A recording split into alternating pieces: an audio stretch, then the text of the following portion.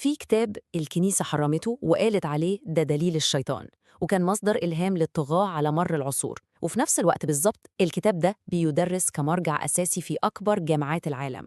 يا ترى إيه حكايته؟ تعالوا نكتشف مع بعض أسرار كتاب الأمير لنيكولو ماكيافيلي.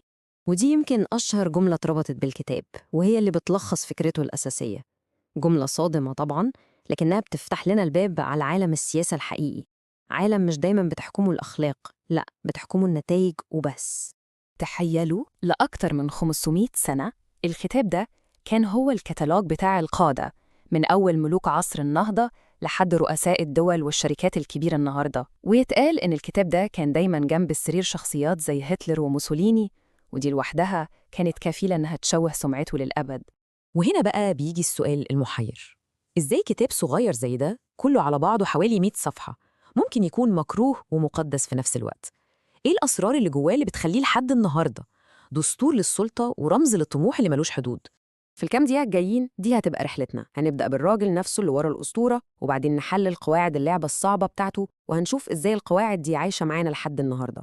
وفي الآخر هنختم بمفاجأة ممكن تغير وجهة نظرنا كلها عن ماكيافيلي. عشان نفهم كتاب الأمير صح، لازم الأول نعرف مين هو الراجل اللي كتبه. نيكولو ماكيافيلي ما كتبش الكتاب ده وهو قاعد في برج عاجي، لأ، ده كتبه وهو وسط أنقاض حياته، بحبر مخلوط بالمرارة والقهر. يعني تخيلوا معايا التحول ده. في يوم وليلة ميكيافيلي اتحول من دبلوماسي مهم بيسافر بين قصور الملوك لسجين بيتعذب في زنزانة. السقوط المروع ده هو اللي خلق الكتاب، طلع من رحم الهزيمة والياس. ودي النقطة اللي أغلب الناس متعرفهاش. كتاب الأمير في أصله كان عبارة عن CV أو طلب توظيف يائس. ماكيافيلي كتب الدليل ده عشان يوري خبرته السياسية ويقدمه لحكام فلورنس الجداد، عائلة ميديتشي. نفس العيلة اللي سجنته وعذبته، كل ده على أمل إنه يرجع لشغله تاني. الاقتباس ده بيلخص حالاته بالظبط. في عزلته كان بيهرب من واقعه المؤلم للقراية والتاريخ، كان بيتخيل إنه بيقعد مع علماء التاريخ يسألهم ويتعلم منهم قواعد اللعبة اللي هو خسر فيها كل حاجة. وهنا بقى بندخل في قلب الكتاب. ماكيافيلي قرر يكتب عن العالم زي ما هو، مش زي ما المفروض يكون. قدم كتالوج للحاكم عشان يعرف إزاي يحافظ على كرسيه في عالم كله مؤامرات وخيانة. واحدة من أشهر استعاراته هي الأسد والثعلب.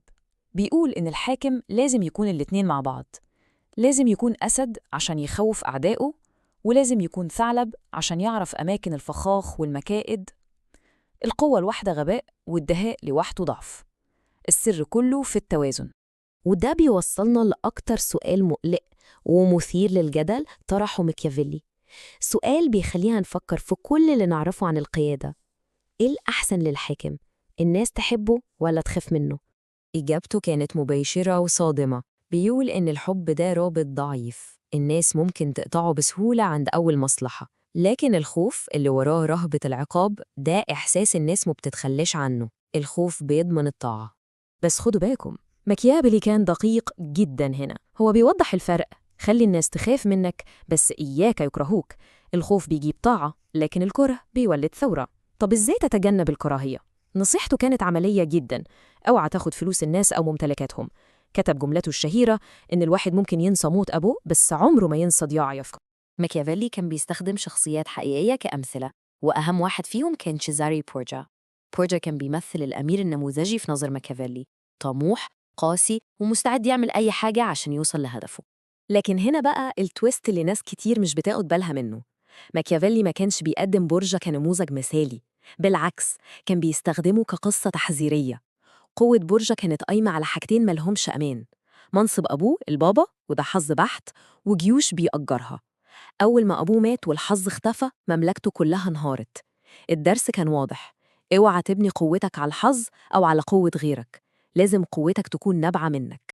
طيب ممكن حد يقول كل الكلام ده فات عليه 500 سنة، إيه علاقته بينا النهاردة؟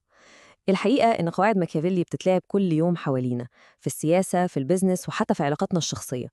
ماكيافيلي قال إن اللي مش بيعرف يتكيف مع الظروف المتغيرة مصيره الفشل، وده بالظبط اللي حصل مع شركة زي نوكيا. فضلت ماسكة في نجاحها القديم ورفضت تتغير، في نفس الوقت اللي شركات زي أبل كانت بتبتكر وبتغير شكل السوق كله، والنتيجة كلنا عارفينها.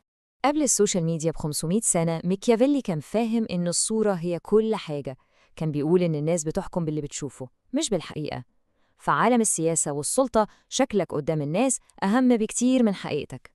والنهاردة الأدوات دي بقت متطورة أكتر. حسابات السوشيال ميديا اللي بتترسم بالملي، حملات العلاقات العامة المدروسة، الخطاب السياسي اللي بيعتمد على فرق تسد عشان يفرق بين الناس، كل دي تكتيكات طالعة مباشرة من كتاب ماكيافيلي. ودلوقتي نيجي لأكبر مفاجأة في الحكاية كلها، المفاجأة اللي ممكن تغير فكرتنا تماماً عن ماكيافيلي.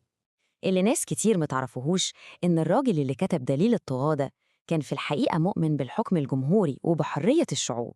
ماكيافيلي كتب كتاب تاني مهم جدا اسمه المطارحات، وفي الكتاب ده بتلاقي شخص تاني خالص بيمجد في حكم الشعب ودولة القانون والحرية، يعني عكس كل كلمة قالها تقريبا في كتاب الأمير. طب إزاي نفس الشخص يكتب الحاجتين دول؟ التفسير اللي أغلب الباحثين بيقولوه إن الأمير ما كانش فلسفته النهائية، ده كان روشتة علاج مؤقتة لإيطاليا اللي كانت متقسمة ومحطمة في وقته. كأنه كان بيقول يا جماعة إحنا محتاجين الأول حاكم قوي يوحد البلد دي حتى لو بقسوة، وبعد ما البلد تقف على رجليها ساعتها ممكن نبني جمهورية حقيقية. يعني كتاب الأمير كان مجرد دواء مر لمرحلة صعبة. وفي النهاية ميكيافيلي بيسيب لنا استعارة قوية جدا عن القدر أو فورتونا زي ما بيسميها. بيقول إن القدر ده عامل زي قوة متقلبة، عشان تسيطر عليها ما ينفعش تقف تتفرج، لازم تكون جريء وحاسم وتاخد الخطوة. الرسالة واضحة، المستقبل بيصنعوه الناس اللي بتاخد قرارات مش اللي بتستنى الظروف المثالية. والسؤال ده هيفضل مفتوح، هل ماكيافيلي كان مجرد شخص شرير بيعلم الناس إزاي يكونوا قساء ومخادعين، ولا كان راجل واقعي زيادة عن اللزوم؟ يمكن وطني يائس شاب بلده بتنهار وقرر يقول الحقيقة المرة زي ما هي عشان ينقذها، حتى لو الحقيقة دي بتوجع.